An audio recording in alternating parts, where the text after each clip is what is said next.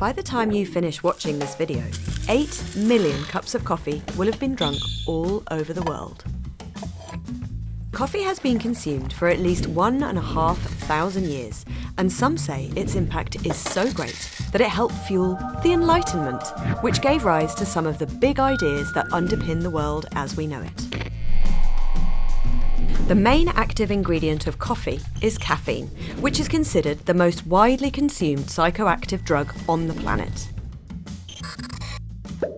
So where does coffee come from, and what does it do to us when we drink it? Coffee comes from the fruit of the Coffea arabica plant that originated in Ethiopia. One story claims a 9th century goat herder called Kaldi saw his goats were more full of energy after eating coffee berries, so he had a bite too. Historic records suggest the Sufis of Yemen roasted the seed of the coffee berry to create the beverage we recognise today. In the 15th century, the first coffee houses began to appear across the Ottoman Empire before spreading to Europe in the following centuries. Coffee houses in Europe became a space for discussing business, politics, and new ideas. One academic, Jürgen Habermas, even says without coffee, we might not have had the Enlightenment.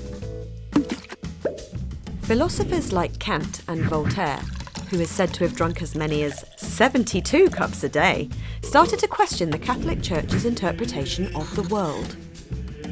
Instead, they looked to science, believing that everything in the universe could be rationally explained. This so-called Age of Enlightenment radically changed the world as we knew it. It led to the overthrow of monarchs, the growth of democracy, and numerous scientific discoveries. Coffee also fueled the slave trade. The French used slaves from Africa on plantations in Haiti, and by the early 1800s, Brazil was producing a third of the world's coffee using African slaves.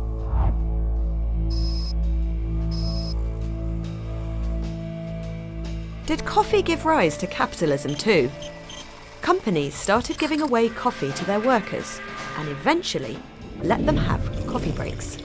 This wasn't an altruistic move. They were trying to increase worker productivity. Fast forward to the present, and 2 billion cups of coffee are consumed every day. It's a $90 billion a year industry, and more than that, it is a fundamental social part of everyday life for billions of people. So, how does coffee impact the body?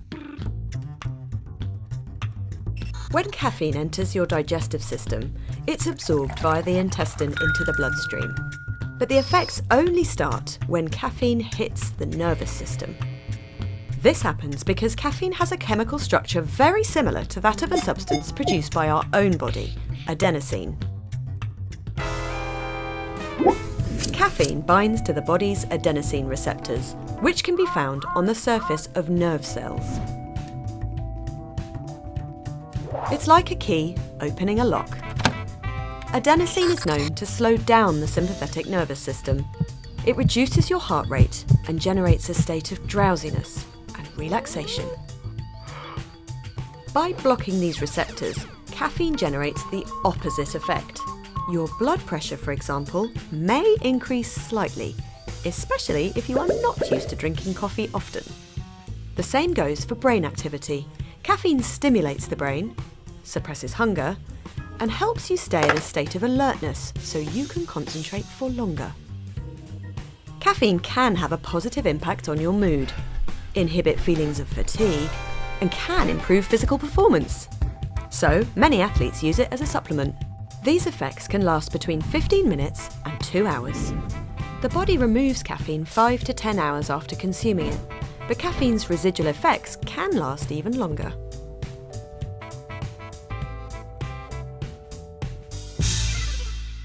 If you want to optimise caffeine's effects on your body, experts suggest abstaining from caffeine in the afternoon so your cup of coffee the following morning has more impact. Coffee also requires care when it's drunk. For healthy adults, the recommended maximum limit is 400 milligrams of caffeine a day. That's about 4 or 5 cups of coffee.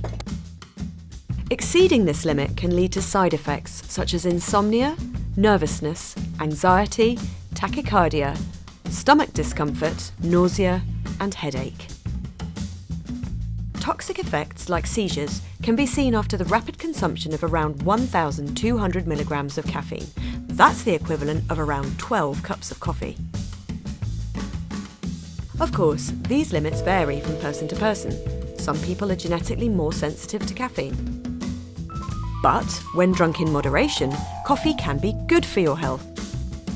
For instance, it's associated with a reduced risk for type 2 diabetes, cardiovascular disease, some cancers, and Parkinson's.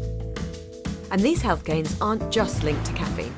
Coffee has other beneficial substances, such as chlorogenic acid, a potent antioxidant that may reduce the risk of many diseases. So, next time you grab a cup of coffee, you might not look at it the same again.